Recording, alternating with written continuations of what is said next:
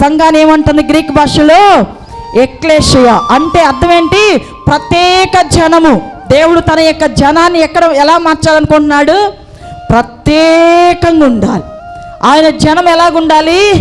మాటలో ప్రత్యేకంగా ఉండాలి, పద్ధతిలో ప్రత్యేకంగా ఉండాలి, చూపులో ప్రత్యేకత ఉండాలి, డ్రెస్సెస్ సెన్స్ మారాలి. అర్థమైందా? పరిస్థితి మారాలి.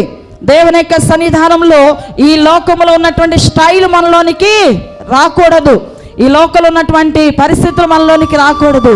చక్కగా జడ వేసుకొని చక్కగా అద్భుతంగా ఉండాలి. అంతేగాని ఈ జుట్టు ముందుకు పీక్కొని ఇది ఒక స్టైల్. ఏంటి అంటే అది స్టైల్, అందం. అంతకుముందు మా చిన్న వయసులో కొంచెం అలాగ చినిగిపోతే అదే చినిగిపోయిన డ్రెస్ వేసుకున్నారని చాలా కంప్లైంట్ ఇంట్లో కూడా వస్తుంది.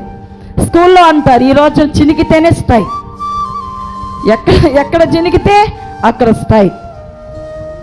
ఇలాంటి వాళ్ళకి మనం దూరం అయిపోవాలి. అర్థమైందా? 2 కాలు దూరాల్సిన ప్యాంటు ఇప్పుడు ఒకడే వేసుకుంటున్నాడు. డోలు ప్యాంట్ వేసుకుని వాడు ఇప్పుడు ఏడాలు కూడా లంగా వేసుకున్నారా ప్యాంట్ వేసుకున్నారా అర్థం కావట్లే. అలాంటి ప్యాంట్లు వచ్చాయి. ఒకటి లూజ్గానే ఉండాలి, లేకపోతే టైట్గా ఆ కాలంతా కనపట్టేట్టుగా అలాంటి లెగ్గిన్స్ వచ్చి ఉన్నాయి.